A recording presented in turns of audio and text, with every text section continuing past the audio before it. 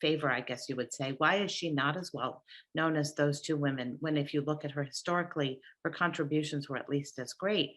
And the answer is that Matilda Joslyn Gage was really a radical. Um, she had a lot of beliefs that very much predated her time.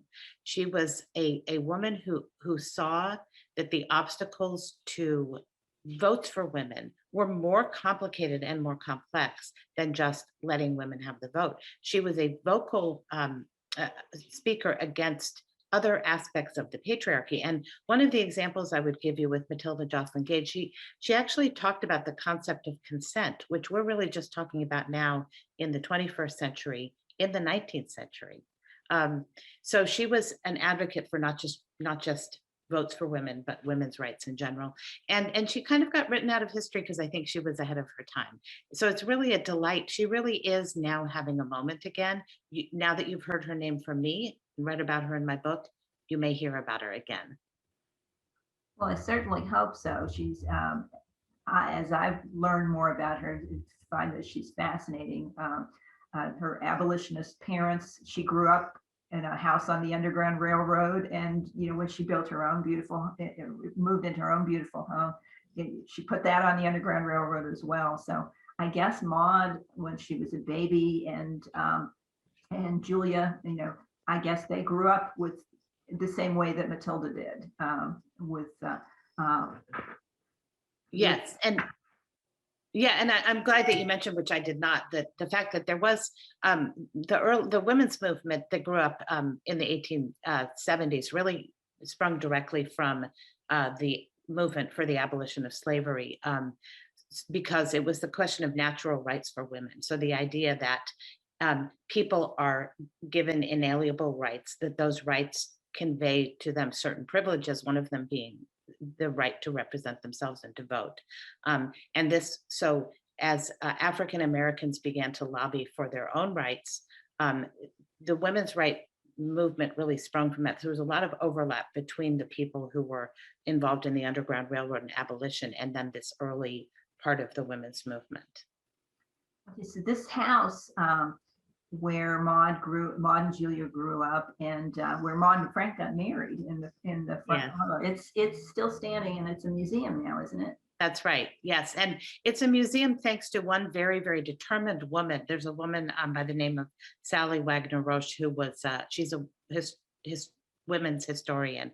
And she studied Matilda Joslyn Gage, and she really drove the force. The house was still there. And she said, this house needs to be a museum. And now it is a really interesting repository of women's history, not just of the Gage family, but of that area, which was a cauldron of women's rights. The central part of New York was really one of the important places in developing a lot of new ideas.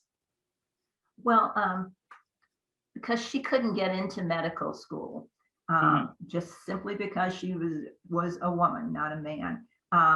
She was determined to bring coeducation to the Ivy League, and she was instrumental in helping to set up a co-ed program at Cornell, where Maud went to school.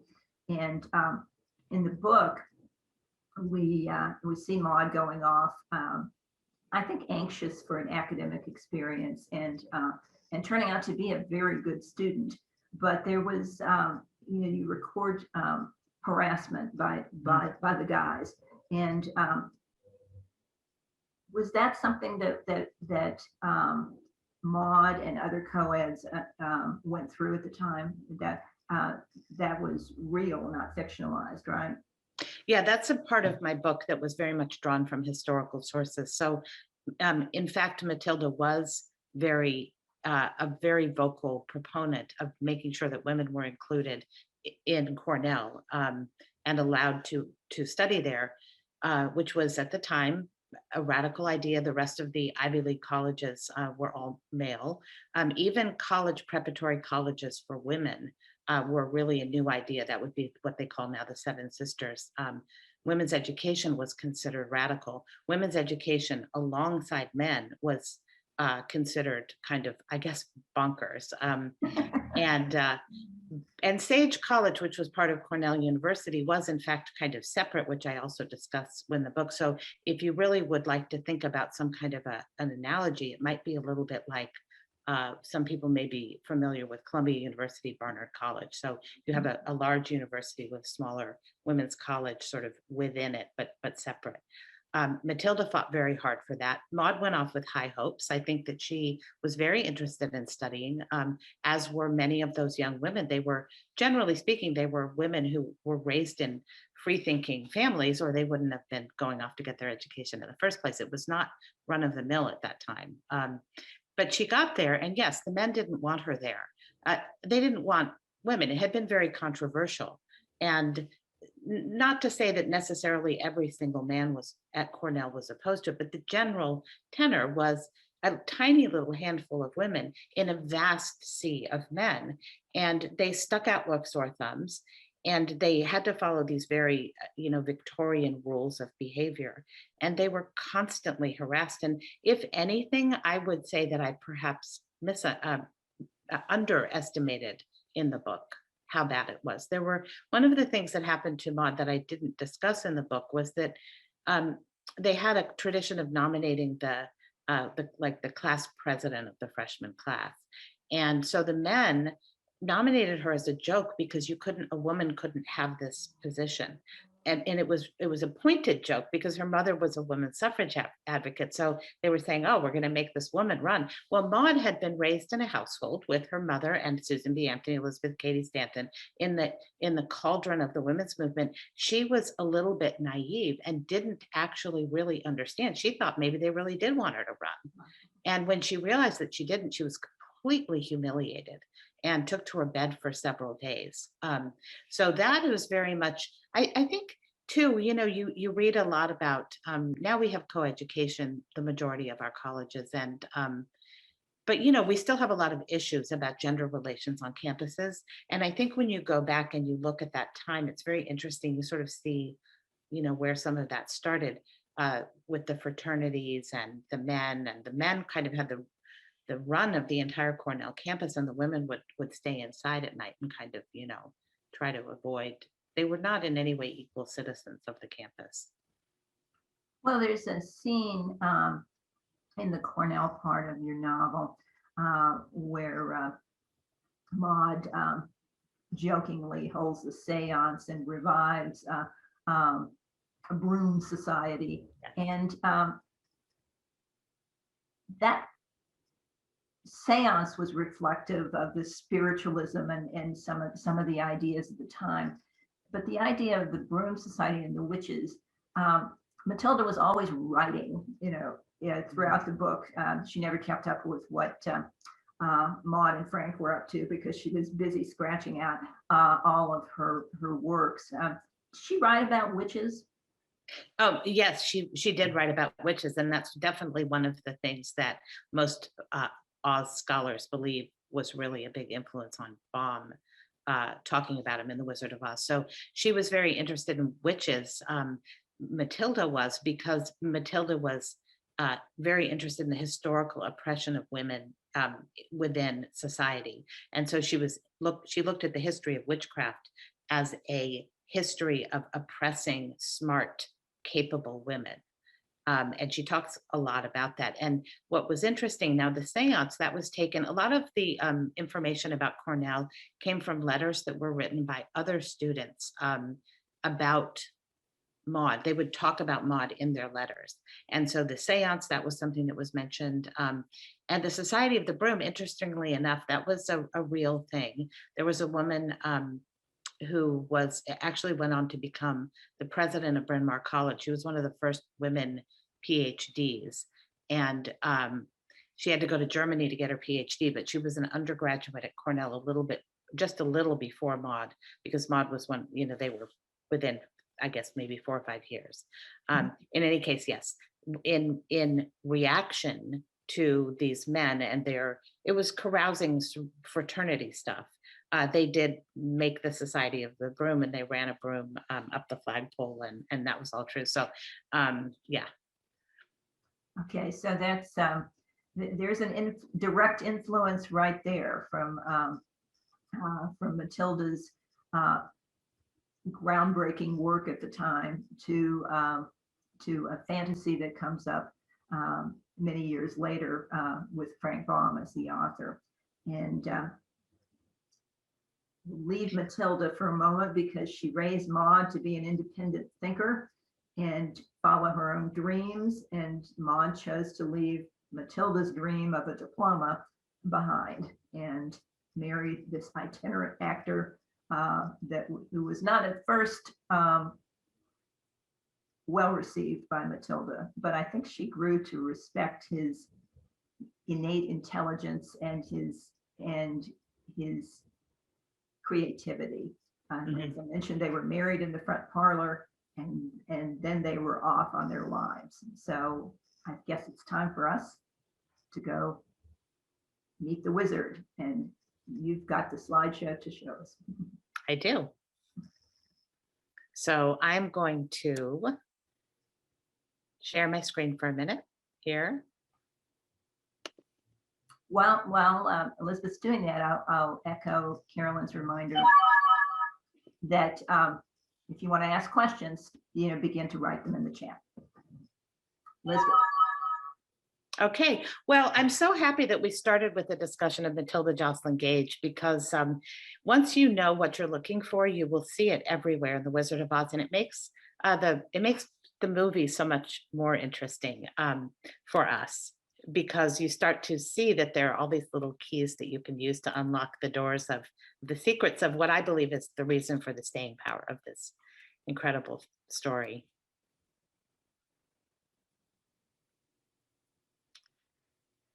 So Finding Dorothy, in order to tell you a little bit about the story, we've gone all the way back to the 1870s and talked about Matilda. I want to come back up to the present of the movie, which is 1938, 1939, and talk to you a little bit about the world that created this extraordinary 80-year-old film, which is still so central to American culture. So before we talk about The Wizard of Oz, let's go back to 1937. And this is the film Walt Disney's Snow White and the Seven Dwarfs. And the reason that I'm mentioning it is that it was a huge, enormous box office hit.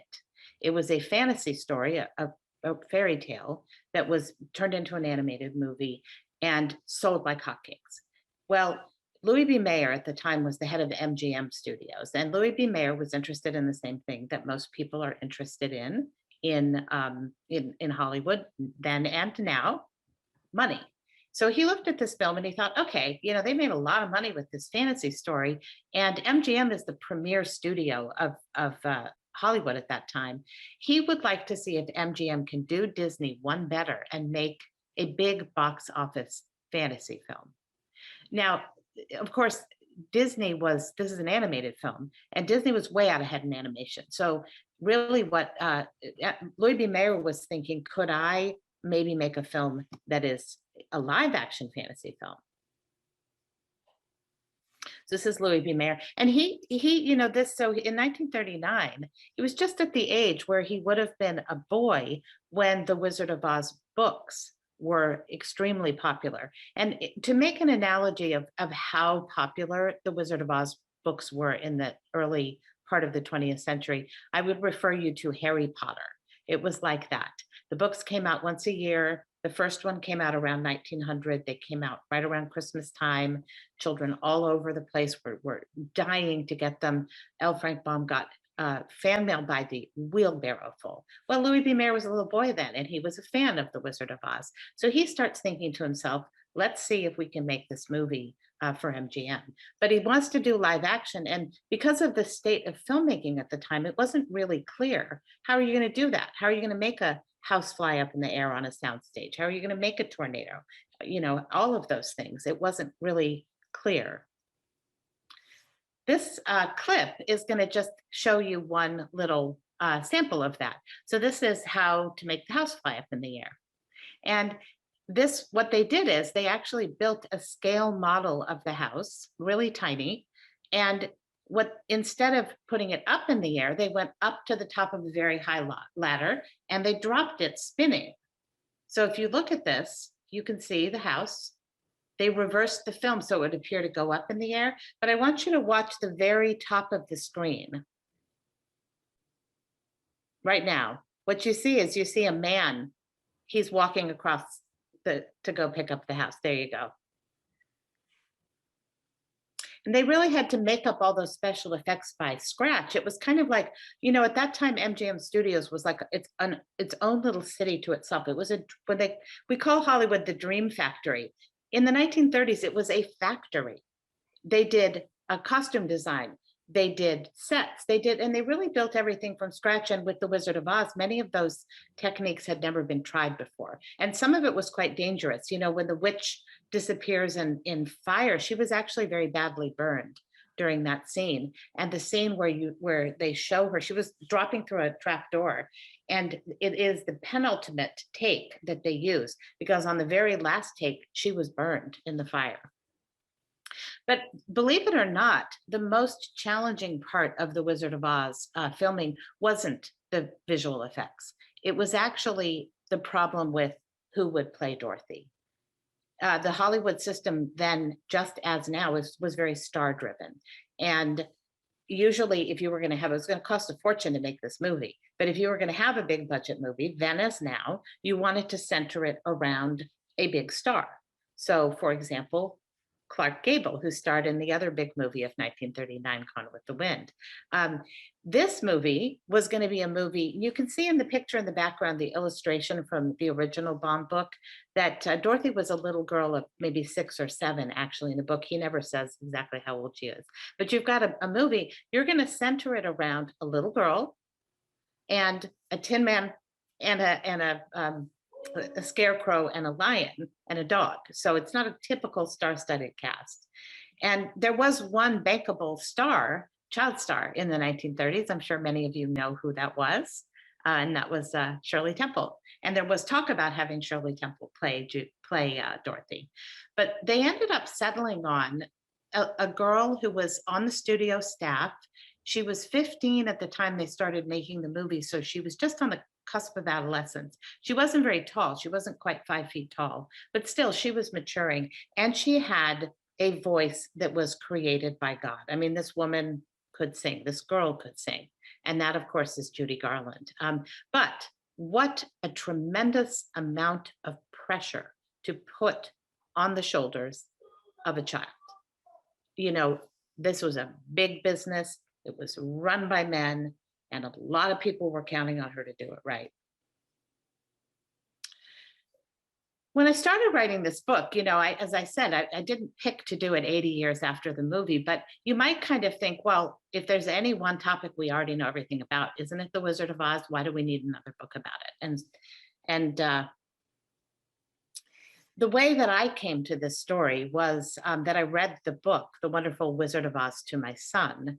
And as I was reading it, and this was recently, he's 15 now, he was 7 at the time. So, but it wasn't so long ago. As I was reading it, I was really struck by the book the way you are sometimes when you revisit a childhood classic. There's this kind of a modern sensibility to it, in particular, the view of women in the story that I had not noticed when reading it as a child. That fascinated me. And so I kind of wondered why. And I did what trained Yale researchers do when they're curious about a subject and they want to do some research, which is I went to Wikipedia and I looked it up. And that was when I discovered Baum's connection to his mother-in-law, Matilda Jocelyn Gage, and also his wife, who was no slouch herself as one of the first women in the Ivy League.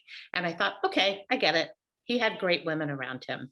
It didn't occur to me, though, that I had a story to write. This is a picture of Maud and Frank together later in life. They were visiting Egypt. But, so I thought Maud seems cool, Matilda seems cool, Frank seems cool. But when you're a novelist, you don't necessarily, I hear lots of interesting things. Many of them don't seem like books to me, though. It is this photo that actually I saw a little while later that made me suddenly realize I thought I had a story to tell. This is a picture of Maud, a widow at the time. She's 78. She's on the set of MGM and she's with a young Judy Garland.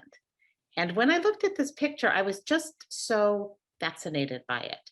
I thought, here's this woman fought for her entire life for women's rights. She was raised by a great suffragist, but she's older now. And then here's this woman who's about to be internationally famous, but is not yet. And how different their own life experiences were. What were they talking about? So I went back to Wikipedia. Now, when you're a novelist and you're writing historical fiction, the dream really is that you find something in history that you're unbelievably fascinated with and you have to know more. And you go to look and you find out that there is a gap, which is actually very not infrequently the case when you're talking about women, particularly women, a woman like Maud, who's was married to a famous man, but was not particularly famous herself. There was a gap. She was on the set of The Wizard of Oz. She was the widow of the man who wrote the book. She was with Judy Garland. What did she do? That was the basis of me looking into this story. And I wanted to know, this obviously, this is a scene that we all know. This is Judy Garland singing over the rainbow, one of the most powerful stories about hope, songs about hope, I think in all of American cinema. I mean, she's so young, she's 15. Where did that come from? Where did that adult emotion come from? So let's go back, and I'm going to tell you a little bit about Frank. He was Frank and Maud. They lived in Syracuse, New York. Frank was kind of a jack of all trades and master of none. He kept trying different jobs, wasn't very good at any of them. He was a dreamer. At the time in Dakota Territory, you can see this farms at $3 an acre and not a foot of wasteland. Well, if you've ever seen a wasteland, that was a complete wasteland. They had a little boom of wheat in the 1880s, but they had dramatic weather there. It was essentially without irrigation, impossible to farm there. Well, Frank and many other Americans didn't know that and flocked out there. When he got there, Frank himself was a dreamer. Maud was practical, but Frank was a kind of a frustrated creative person. And so instead of starting, let's say, an enterprise that served struggling farmers on the plains, he got the idea that what this tiny little town of Aberdeen, Dakota Territory needed was an emporium full of luxury goods. And this unpromising looking building is actually the building that I describe in my book as Baum's Bazaar. And some of the people that you can see looking out the windows, those are members of the Baum family.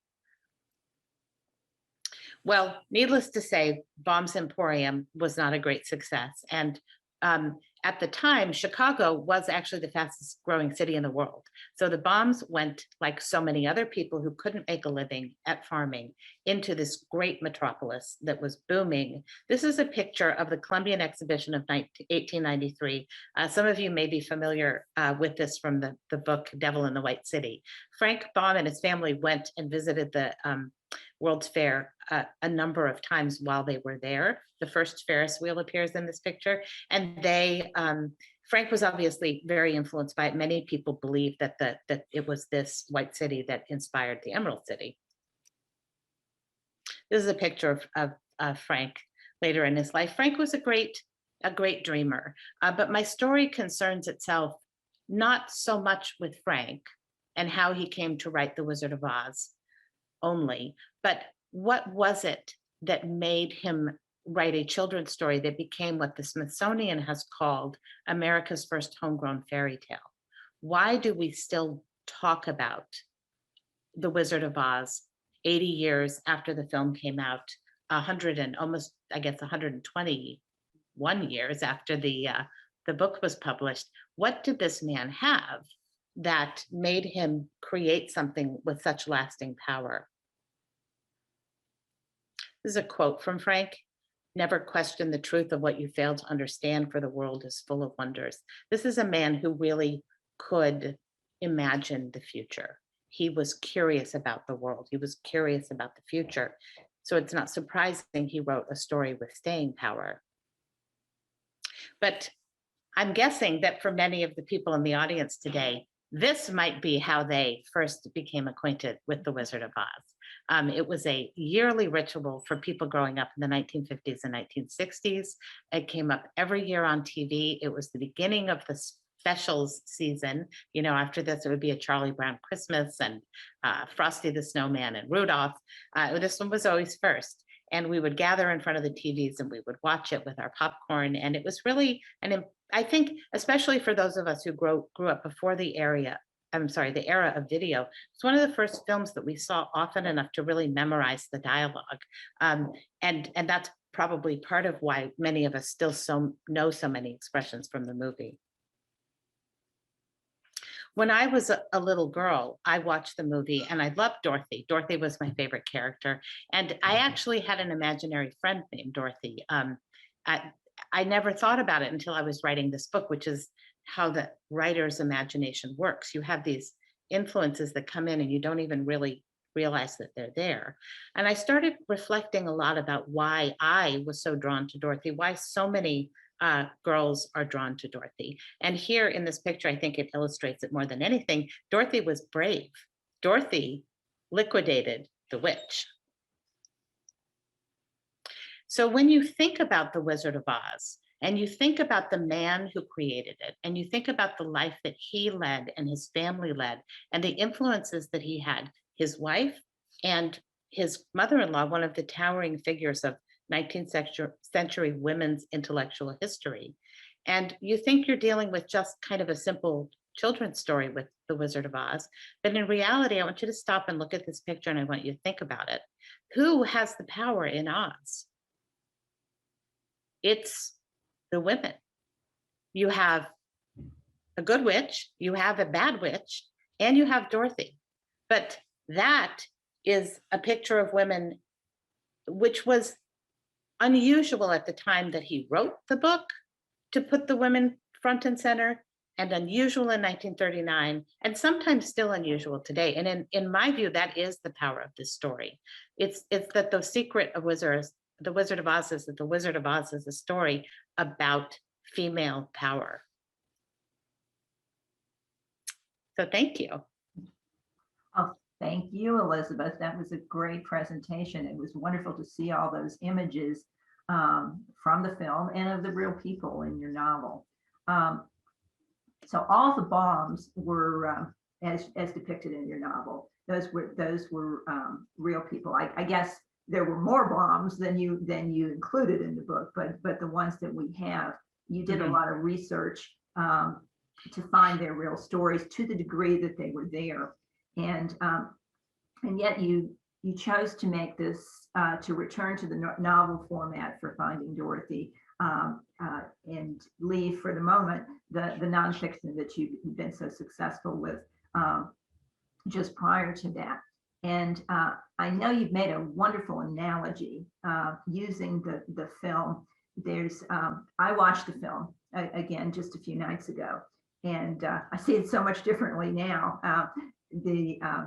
Because I do see all these influences, and there's the moment we all know, when Dorothy realizes, ta-da, we're not in Kansas anymore, because the cabin has come down, and you see the Dorothy from behind opening the door, and then she's in this exotic land of Oz. And I know you've used the analogy of history as sepia and fiction as Technicolor, and then talked about how you build historical fiction, which I think you've done so successfully here with this. You want to tell us just a bit more about that? Well, you know what I'd love to do, since you're mentioning my absolute favorite scene in the movie, would it be okay if we play a little clip of it? And then I'll talk to you a little bit about that sepia versus Technicolor. But first, let's see it in sepia and Technicolor.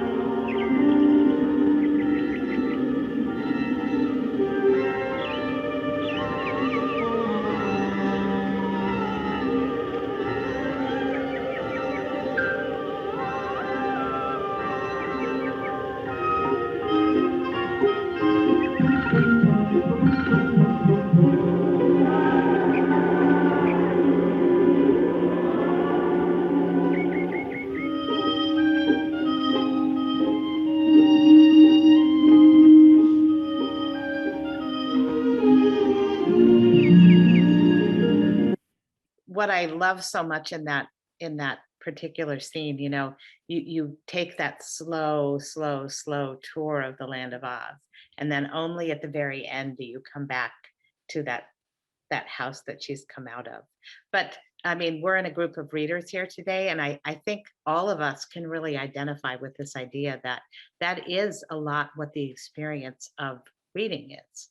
It's this feeling that you want to leave the prosaic world behind and you want to push through that door and then step into another world. And that is something that I think, to me at least, that's what books brought me as a child. That's what books bring me today. So, and I think it does serve as a really, really good analogy for the fiction versus nonfiction divide, because I do write both. And and they're fundamentally different. With nonfiction, you can tell a story, and but you're limited to what you actually know. So um, what you actually know is what's left over from whatever people happen to write down, or interviews, or things that got recorded. And there's a lot that you don't know, and that is where nonfiction history, while it's very compelling, it can still have its limitations, because when you really are dying to know, you can't know. And I think I talked a little bit earlier about the fact that when you're talking about women's lives in particular, I think the kinds of things that women did, the kinds of roles that they had, the big dramas in women's lives in the 19th century very often were not the kind of things that were going to be written down, either because it wasn't polite to talk about it, or just because it wasn't considered important enough. So when you are writing and you're researching a story and you reach that moment and you're Dorothy in the sepia house and you go up to the door, in nonfiction, if that door remains closed because you have no more facts, you're done. You turn around. But when you're writing fiction, you can open that door and push it open, and you can step through into this other world and hopefully take your readers with you. In this story, I took a lot of inspiration from Frank Baum in his own words and the way that he talked about this other world. Because when he wrote about Oz, he really his belief system, he truly believed that we were only seeing a part of what's out there. He believed in this giant universe, and he talked about how there was a veil that would prevent us, that we could see things like Oz if only our vision wasn't clouded by this kind of veil, and about how you could push it aside, very much like what you see in that movie with that door opening. It's like you've pushed it aside and now you see all the splendor that is there. And that's what I thought about. I tried to be very, very true to these people emotionally. And when you write about real people, you really, really start to feel like you know them and like they're talking to you and stopping by. And it's a very deep responsibility in some ways, but you want to feel like they're on the other side of that door, Maud and Matilda and Frank, and that they've pushed that door open and they're on the other side and they're going, come on in and we'll tell you how it was. Well, thanks to you, Elizabeth, I now feel like I know Maud. And when I watch the film, I feel like that's Frank's Dorothy opening the door and going out into the film. And I'm wondering, where Maud is on the set Uh-huh. watching this, because she was very concerned that they get it right. And that's part of your novel, but I'm sure it was part of her thought processes as Mhm. well. Um, Although little did she know how important it would be, because Maud lived on 1939. She lived on into the 50s, into her 90s. She She was over did, yeah. 90. And Yeah. I looked it up, and I think I think I've got this right, that she died in 1953. And Hmm. it was the next year that they started the TV Hmm.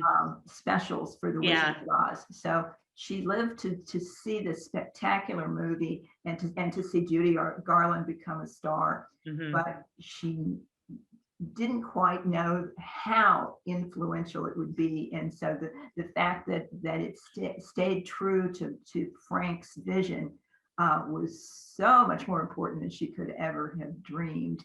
Hmm. She had specific things that she objected to. or not objected to, that she pointed out in your book about the script, and we don't know, and you don't try to tell us what she thought Mhm. of the movie once it was there playing on the big screen. But she talked about the ruby slippers. Now they're silver, and I like to think of her as sitting back going, oh, those ruby slippers really do work Yeah. they really do stand out. They work really well, much better than silver. I like Yeah. that. Yeah. Well, as I mentioned in the book, the reason the ruby slippers were changed from the original silver in the book was that red shows up better in Technicolor. So, Much better, yeah. as we all know. Uh-huh. Um, there were other things though that she was concerned about uh, with the Emerald City, the no spectacles, and I thought that was explained in such a good way. Is the film is the spectacles, Uh-huh. that we're putting out there. We're not going to show spectacles. We're going to show make believe uh, in cinematic magic here. Mhm. But Mhm. she was also concerned the witches might be too scary, and that these characters were both in Kansas and in Oz. Mhm. Um, and so, what do you think that her concerns would be once the film was finished and was out there? I mean, Maud and Frank came to Hollywood in 1910, and even Frank was even involved. There was at one point there was something called the Oz Manufacturing Film Company. He actually did try to break into the early film business. He was very fascinated by photography and also with this kind of futuristic view of the world. He knew that moving pictures were where things were headed, and really, if anything, he was kind of a reluctant writer. His first love was theater, so it was almost as if the writing the book was just a kind of way station for him between theater and then what he dreamed of, this future of film. He was very much interested in it. Um, so, and because of that, and Maud had a practical personality. So I think Maud was pretty realistic. I mean, when they asked her what she was expecting from the film, she said, I expect it's going to have, Dorothy and a Tin Man and a lion and a scarecrow, but really, I don't know what else. So at least on the surface, when she talked, she kind of had this hard nosed, I know Hollywood and I know that it's going to be, they're going to change it. And I think in terms of, I feel like for her, what the most important thing was, why she was really invested in keeping his vision was actually this kind of underlining scaffolding of ideas. Because in fact, Maud and Frank were intellectuals, and they had a very highly developed belief system that was involved in the idea that rights for women were going to come about when we moved into a more utopian kind of world in which much of the patriarchy was disassembled.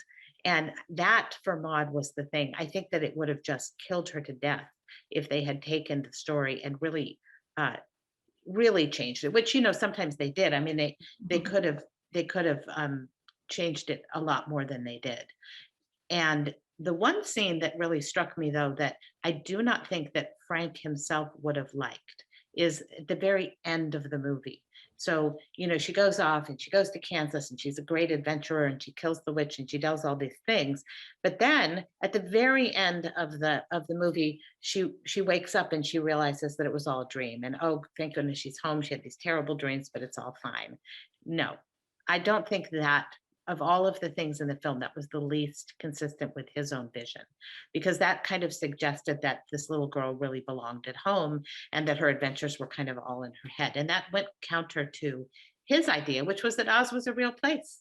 You know, he insisted that it was, and that Dorothy was out there having adventures in it. And I might add one thing that's rather interesting is Baum was constantly writing, trying to make a living.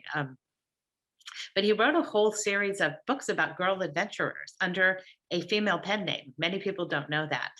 Her name was his pen name, his female pen name, Edith Van Dyne. But yes, he wrote about, it was a sort of an adventure series for girls. So he didn't want her to wake up and go, oh, thank goodness I'm home. I'm going to go back to churning the butter. No.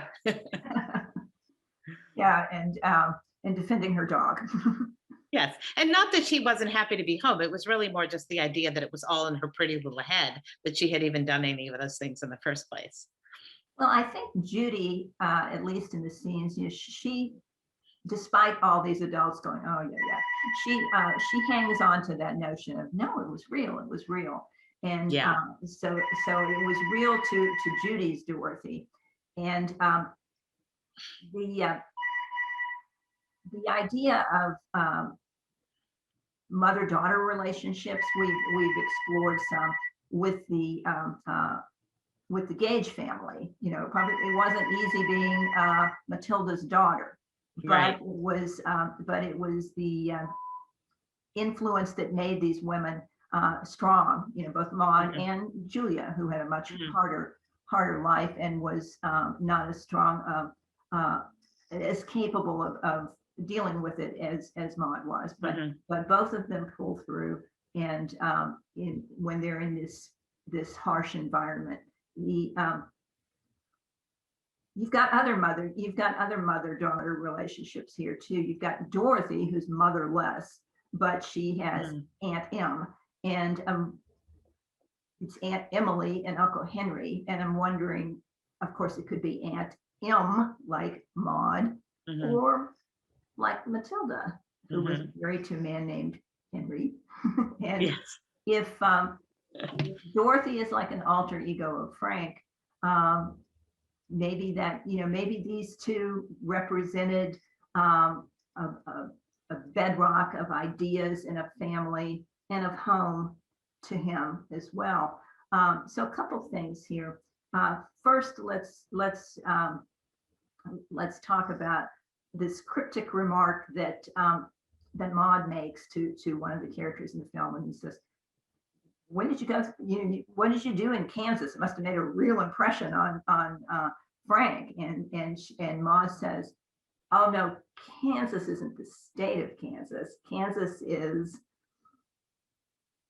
just a place you go. It's just a place you're stuck It's wherever it is." wherever, yes, it's the place you're stuck in, wherever that may be. And so tell us about where that came from, and contrast that with the ideas of home Mhm. um, for these various characters, and then including Judy Garland, because I want to go from there to Mhm. her mother-daughter relationship, Mhm. and what you found out about that when you were researching the book. Mhm. Well, you're right to always bring it back to Matilda because one of the things that is really interesting about Matilda is that Matilda was not a great fan of this idea that a woman's place was in the hearth and home. She she was really believed that a woman's place was in the full possession of her rights with complete liberty, and she did not believe that women should be limited to the home.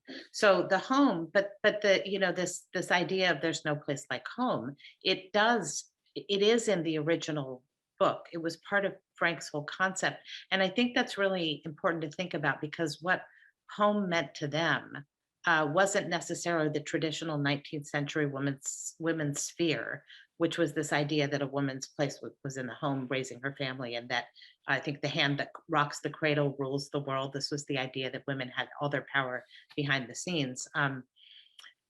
For them, I think this concept of home was the freedom to be able to make your home in the world, whether you be a woman, whether you be a man. In their case it was their family. And you have to, I want you to like think for a moment a little bit about the time.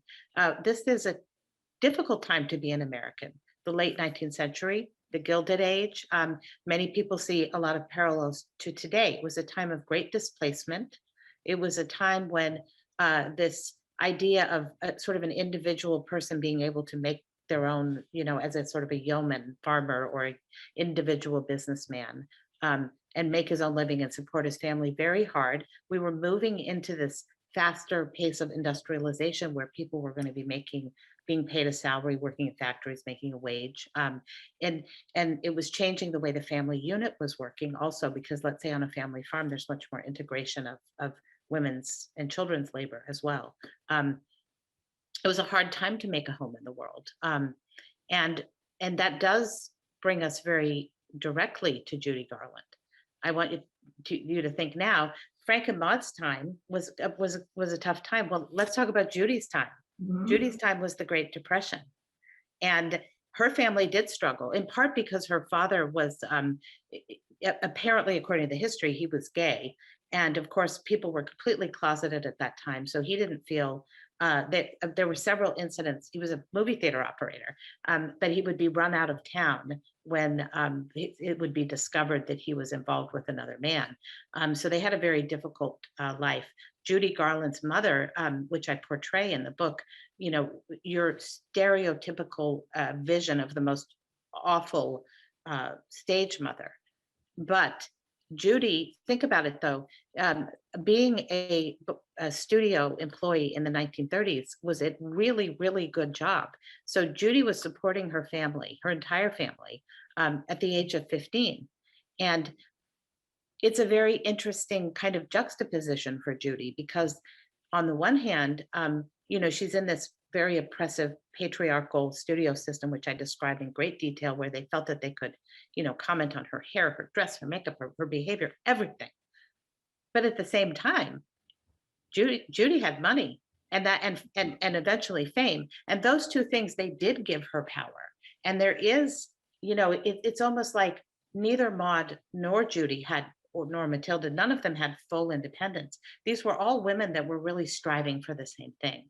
And Judy, that's what she was doing. I mean, quite literally, she was trying to find a home in the world because she had to pay for her parents to have a place to live, for them to go somewhere. So I think when we think of the concept of home in Frank and Maud's vision, it's not home is where the heart is and a woman's duty is to stay home and tend it. It is home is a hard place to carve out in this capitalist world that can be hard on people. I think that Maud is such an interesting figure because she keeps everything together. And social roles weren't such that she was able to go out and keep everything together. She would have been a much better business person, I think, than Oh, Frank. for sure. but that's not what she was allowed to do. But Yeah. still, and with this notion of home, Matilda wanted her to have a safe place. And so the inheritance was Matilda saying, this is for you, for your home. You'll know. And Maud's going, well, what am I supposed to do? You'll know. And Yes. so they end up there in Hollywood. And she does, in fact, use Matilda's inheritance for a home. Yes. And it was just right down the street from the back lots of MGM. Yeah. And she's there. And I think during the course of your research on your book and your book tours, didn't you meet some more Baum descendants and learn some more about the home? What did you learn? I did. I mean, one of my biggest thrills was I've met now several Baum descendants, but when I was on tour originally, I was in Ohio, and we were I gave the talk, and then the signing line, and people were coming up to say a few words to me, and this young woman comes up, and she looked really nervous. She was blushing, and she was young, and kind of almost like trembling a little bit, and finally she waits till the very end of the line to talk to me, and I could tell she's got something she wants to say, and she finally somehow stammers out that she is one of Maud's great great grandchildren. And I thought, I mean, my first thought honestly was like, oh boy, like she's so upset she's gonna say I hated the book or something. And but she opens up the envelope, and inside the envelope, I mean, it was just magical. There was a picture of Maud sitting on her front stoop at Oscott that I had never seen before with her little dog, and a couple of other family pictures that she had brought to share with me, which was just incredibly nice of her. And it was great when I talked to her, because I said, how do you feel about me, writing about your family? And she said, oh, it was like many of these things I myself didn't know. And that made me feel great, because it's fairly removed from the time period now, because they're great fourth or fifth generation, and very often you don't know that much about your family. I met another person who is a bomb descendant who really was a little bit more connected. And she actually has some of Maud's things. And I've had the opportunity to do a few talks with her. She's very interested in her family history. And I have to say that when I met her, I felt this spirit of bombness in her. I really felt that she seemed like exactly the person that would be descended from Maud and Frank. And that was really cool. So that's a thrill for me. Oh, that's a wonderful story. I was wondering, there were big families. I mean, they could have been bigger, but a lot of children didn't survive Right. when families were there in that time. But I was wondering if you've had the chance to speak to many of them, or any of them named Yes. Dorothy. Well, and interestingly too, I mean, some people might say, well, did you interview them for the book? And when I'm writing nonfiction, I always do interview families. That's how I got a lot of information. Wrote a World War II book. Almost all of the major players were already gone by the time I started it. So I went to their children, nephews, nieces, who were wonderful sources. That's nonfiction. But with fiction, you really you have to preserve your own vision. You're creating something. You're creating a version of the story. And because of that, I really did not want to talk to any bomb descendants. They're going to have their versions of the story too, but I wanted this to be mine. So I stuck to written sources, letters and diaries. And this was a very writing family. There is a lot there. There's a lot more real history to be explored that I would very much encourage people to do if they're interested. There was a biography that was published of Matilda Jocelyn Gage that came out very close in time to my book that I didn't know. We didn't know each other and didn't know that we were writing them. But her book is called Born a Criminal, and it's a biography of Matilda Jocelyn Gage. And her scholarly research is excellent. The book is very readable. She's got letters and she's got diaries, and even because she really dove into a lot of Matilda Jocelyn Gage's archives. And so there's a lot of information there. So if you're a story behind the story, that would be the kind of book that I would very much encourage you to look for. And I would have included it in my books. It's just that the book, I didn't know about it when I was, writing mine. So, and we've done a couple of appearances together too. So that's cool. Oh, She's always very quick to point out anything in my story that doesn't tell the exact historical line. So Born a Criminal. Yes. That's Matilda. I just want to remind everyone, we've got questions coming in through the chat that I'm monitoring, as well as Steve. And so if you want to ask Elizabeth something, you write it up and send it in. But going back to, you talked about generations removed, and we touched on the fact that Maud her instincts were so right to be looking at what the vision and the spirit of the film was, because and for those of us who are a TV generation, the movie with its repetition every year, and it became such a cultural force that that version replaced the books for many people. Mm-hmm. And I love the fact that you showed the old book covers for us of the bomb books, and that you talked about these ideas coming to the fore when you were reading to your son. And then of course, watching the movie on TV in color. And one of the things that jogged for me is my father was the middle of 5 sons. His mother read to her sons, when they were younger. She kept much of their belongings for most of her life, their toys, their sports trophies, and many books, which when I came along, I was always prowling around looking at all of things and pulling them out. So she ended up reading to me some of those old bomb books. And I remember that they were just old and had these interesting covers. And we'd sit out in the summer on the porch in the swing, and she'd be reading the books. Invariably, my father or an uncle would come by and go, "Oh, you're reading about Oz. I remember those books."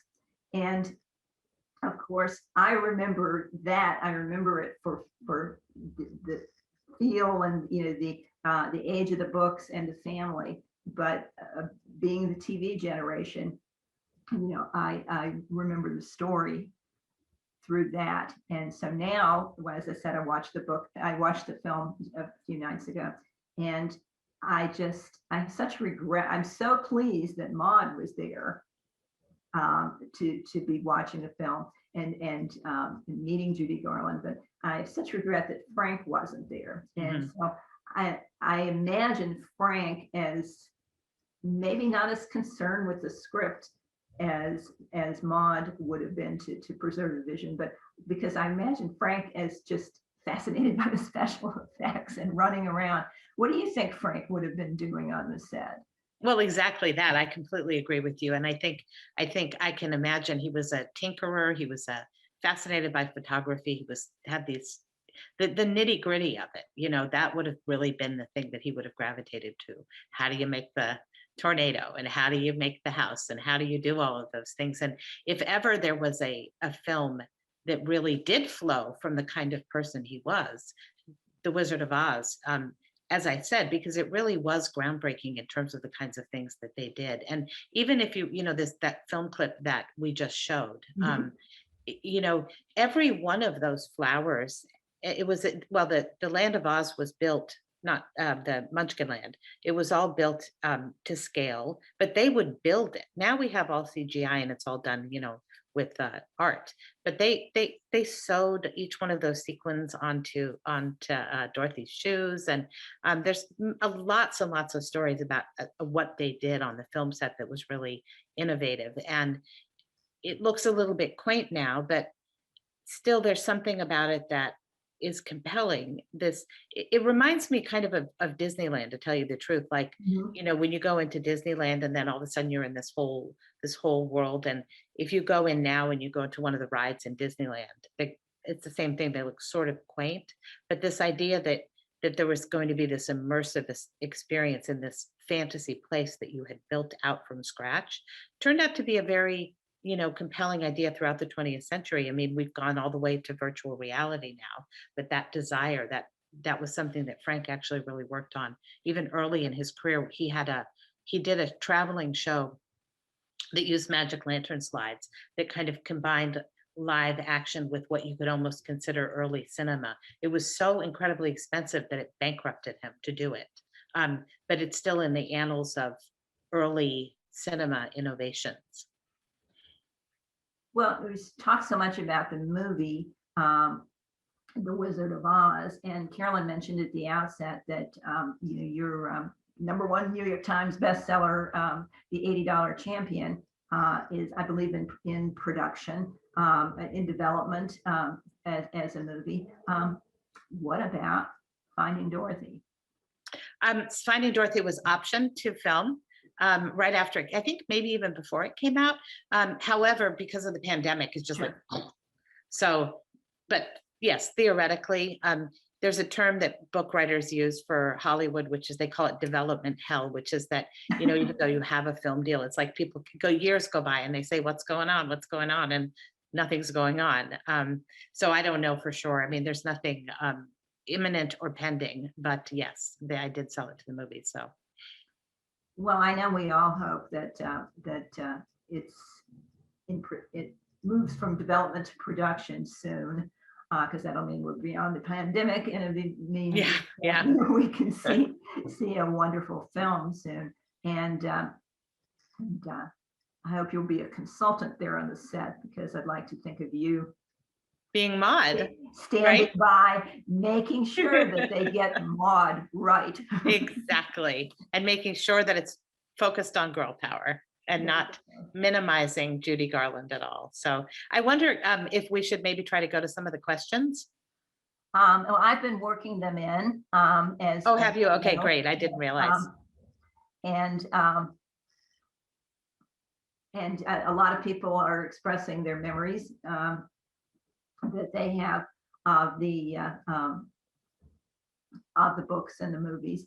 Mhm. There's multiple books. I'm not sure how many. I remember there were multiple volumes that my Mhm. grandmother had, but I don't remember. 13 that were written by Baum, and then Maud contracted with a woman who wrote another, I don't remember now exactly how many sequels that were not actually written by Frank. So the series really went on and on and on and on for a long time. And I do really agree with your point. Me too. The movie was the thing that had the big influence on me. We did have the books at my house, newer versions. My brother liked them, and I wasn't particularly. I wasn't drawn to the series as a child. I really, what drew me then, what draws me now, honestly, in the Wizard of Oz story was this juxtaposition between the real Kansas and the fictional Oz. And as many of the books in the series, they're really more focused in Oz and the land of Oz. And I was never as interested in the land of Oz. Weirdly enough, I was interested in this idea of somebody being in Kansas and then like taking a little trip to Oz and then coming back and what would happen there. Um, and I find that kind of fascinating because even when I started to write this book, that's still the thing that drew me in. It was the sepia part of the story. I was fascinated by. The history part. Yes. But the other thing too is, I mean, if you're interested in women's history, if you keep reading the books, it gets more and more overt, because you end up with a Princess Ozma who's reigning over this utopian kingdom of peace where the women are all in charge. So the agenda, his ideas become even more apparent as the series goes along. Well, he was an inventor and a writer and also an actor. Do you think he would have liked to have played the wizard? Oh, yeah. Well, it seems as if Frank would be the wizard, when you think about his temperament. And I personally think maybe in the entire Wizard of Oz, I love Dorothy, but I honestly think maybe the wizard is my favorite character. I think in the movie, there's something so Americanly compelling about the scene where you've got the giant flaming head and he's saying, pay no attention to the man behind the curtain. And then Toto goes and pulls that curtain back and you see the man, with the levers. And there's something so essential about that. This idea that we are people who are fascinated by technology and artifice, but at the same time kind of down to earth. And the wizard is a character who just really, I think, captures that. And I think that was something that Frank was really interested in. He was really interested in how technology could be used to create these kind of new realities. But yes, and of course, there's the famous story that I talk about in the book about Frank's coat being worn by the wizard on the set during the movie when in the scenes where he's wearing the long coat. The story from the original filming of the film was that was actually Frank Baum's coat, and people are always asking me, was that true? Was that true? You'll never know for sure if it was true. They said it was true at the time. Maud herself vouched for it, and they did. Maud and Frank did live in Hollywood, so it is not beyond question that one of his old turn of the century coats could have ended up in a thrift shop on Hollywood Boulevard. It's not impossible. If you believe in Oz magic, I recommend that you just go ahead and believe it's true. Well, I believe it's true. Yes. I kept my eyes on that coat when Professor Marvel came in before the tornado, and I'm like, Uh-huh. there's Frank's coat. Exactly. um, Yeah. Yeah. And I feel like there was something about the wizard. There's something about that I feel like that's a lot how Frank felt himself. I mean, I think it was really, really hard for him because he's surrounded by these brilliant women. But as you pointed out earlier, the role of women in society, even then, they had to do the nursing and the childcare, and they had to take care of the home. And he had to go outside the house to work. And he was just not very practical. He was really talented. And kind and witty and funny and loving and kind of a dreamer, but he wasn't really very practical. And I really relate to Frank. I mean, now that Marcel has interacted with me, she knows that I'm always going like, it'll be fine. I don't like to really plan. I like the idea of planning things, but I'm just not very organized. It's not how my brain works. And that's how Frank was. And so I think Frank felt like that. I think he felt like men, the patriarchy, these big men who were booming that they were in charge of everything, really were not as powerful as they thought they were. So I think you can really read a critique of the patriarchy within the way that he creates the wizard. That the wizard is puffing himself up and yelling really loud, but that doesn't actually make him more powerful. Well, I think the what came across to me after reading your book and then watching the film again is that all of these characters, they're on and these people in their lives and in their movie roles, they're all on a quest, a westward quest, a very American quest, and it rolls along somewhere between Professor Marvel's miracles and the salesman, who do damage. Yes. It's just America's always in a fine balance of trying to get their dreams right. Yes, and we have that person in our society. We have P.T. Barnum, we have the showman, and there's a reason why you cannot read the newspaper. I tell you, you want to find out how often the Wizard of Oz is quoted in the press and on TV. Write a book about the Wizard of Oz, and then all of your friends will start sending you cartoons and clips and newspaper clippings, and you think, oh my gosh, we can't have a conversation about politics, particularly. And yet Frank wasn't writing about politics, but he was writing about, as I said, he was writing about ideas about the world that he found himself in, which is a very American world, and I agree. And this idea that somehow you might be able to just get on the road and go, and somehow, the place that you want is out there. I mean, I still fantasize about that. I'm always like, oh, maybe a road trip will fix this. Well, Elizabeth, we are almost out of time, and I want to do one last thing, which is alert people the fact that just as you gave us Maud Baum, a woman we didn't know, real woman we didn't know, you're about to do it again in a couple of months, giving us another woman that I doubt that any of us know. So you have a new book coming out. So please, if you've got your book, I please do. follow us and tell us just a little bit before we go about what you're doing and how you got this idea. So here's my book. It's coming out on June 1st. So this is another nonfiction story, and you can see that it's the third in what I call my horse trilogy of little known stories about people and animals.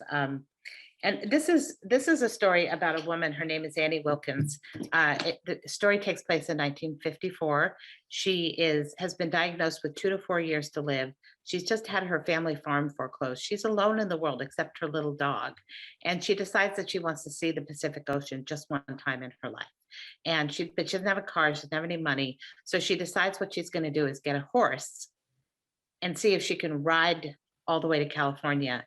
And along the way, I think, I didn't even think of it until I said I'd like to get on the road and go. But again, this idea of the yellow brick road, and her yellow brick road is leading her to California, and she's going to see if she can make it and see that Pacific Ocean. So it's really the story of a woman on her own and a dog and a horse and an incredible journey. And I hope you guys will keep an eye out for it because it's coming out pretty soon. Oh, we definitely will. And it sounds like another great story for us. And we're out of time, and I hate to say goodbye, but thank you so much for speaking to us tonight. Well, thank you, Marcel, for doing such a wonderful job moderating. I was told that you had never done it before. You would never know. And for so many thoughtful questions, you guys have been a really great group. I have enjoyed it very much. And I just wanted to say that with some of these Zoom calls, I have been telling people, if you had this burning question that you were dying to ask me and I never got around to answering it, my email is on my website, which is www.elizabethlutz.com. You can actually email me and I will answer your question. as Marcel knows, I can be kind of randomly slow about it, but eventually I'll get to it, and I really don't mind. So I'm happy to do that if you were just like, ah, Well, there you go. well, there you go. Well, thank you so much. I'm just going to hold up this new book one more time so you remember what it looks like. It's the blue sky and the horse. And thank you so very much for having me and for this lovely discussion. I really enjoyed it.